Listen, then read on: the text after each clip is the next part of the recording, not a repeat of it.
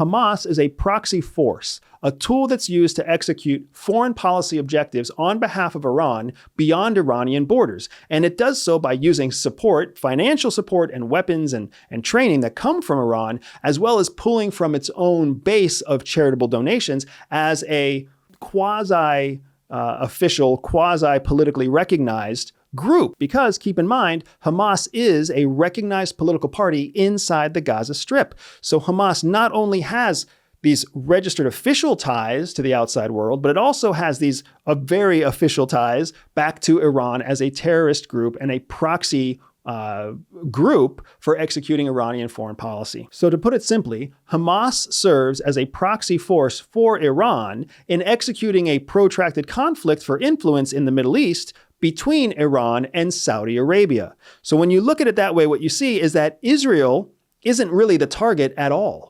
What you have here is a conflict between Saudi Arabia and Iran. Iran is trying to prevent Saudi Arabia from closing diplomatic ties with Israel. And in order to do that, they know that they can use their proxy weapon, Hamas, to create conflict and chaos in between Gaza and Israel, which is going to force Netanyahu and his right-leaning, very conservative political base to attack and incur vengeance back into Gaza Strip, which means they are going to take the lives and intentionally attack Sunni Muslim Palestinians that exist in Gaza. And in so doing, they're going to cause a rift between Israel and Saudi Arabia. As real as the deaths are on both sides, and as of this recording, there have been hundreds of Israelis lost and hundreds of Palestinians lost in just the first few hours of this conflict. But in hearing Netanyahu and his administration come out and say that this is officially a war. Israel has declared war as a result of this conflict in just a few hours.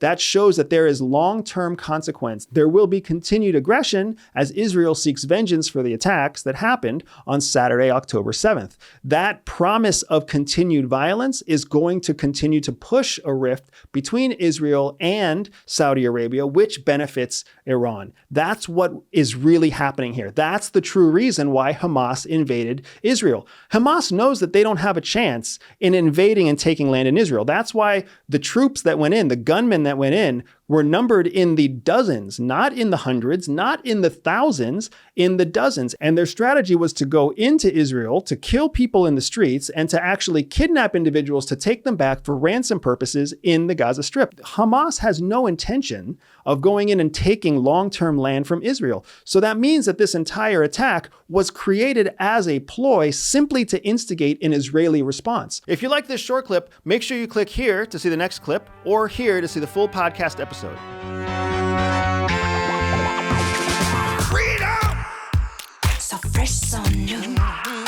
Freedom!